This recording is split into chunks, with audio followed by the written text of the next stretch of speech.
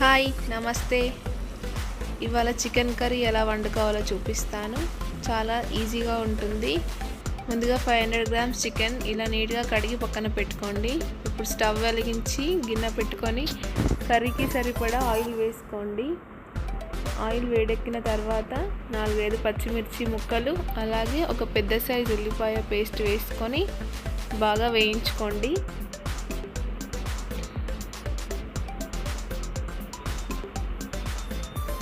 ఇప్పుడు ఒక చెంచాడు ఉప్పు వేసుకోవాలి. ఉప్పు వేసుకుంటే తొందరగా వేగుతుంది.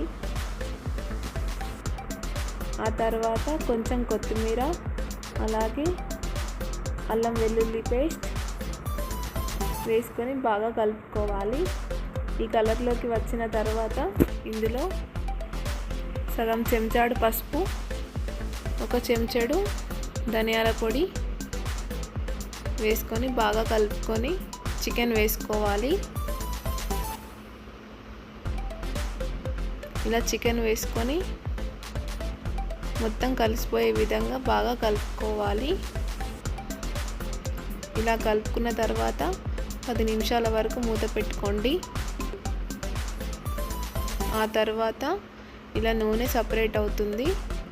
ఇలా నూనె సపరేట్ అయిన తర్వాత ఇందులో మనం కారం వేసుకోవాలి రుచికి సరిపడా. నేను ఇక్కడ 4 చెంచాల కారపొడి వేసుకుంటున్నాను.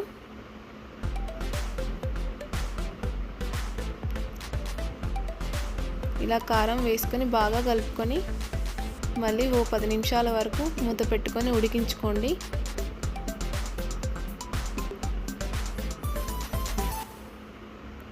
ఆ తర్వాత మూత తీసి చూస్తే చికెన్ ఇలా ఉడుకుతూ ఉంటుంది. ఇప్పుడు ఇందులో మనం మరిగించుకున్న నీళ్ళను వేసుకోవాలి.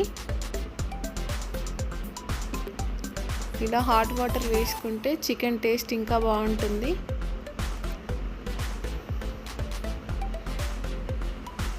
ఆ తర్వాత ఒక 2 చెంచాల కొబ్బరి పొడి వేసుకుందాం, ఎండు కొబ్బరి పొడి.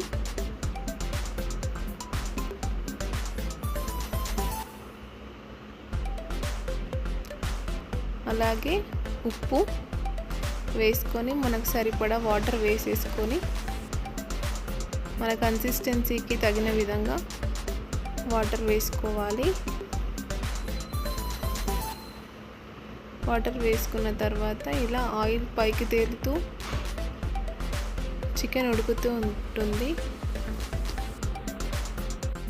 అంతే, చాలా క్విక్గా అయిపోయే రెసిపీ. మీరు కూడా ట్రై చేయండి.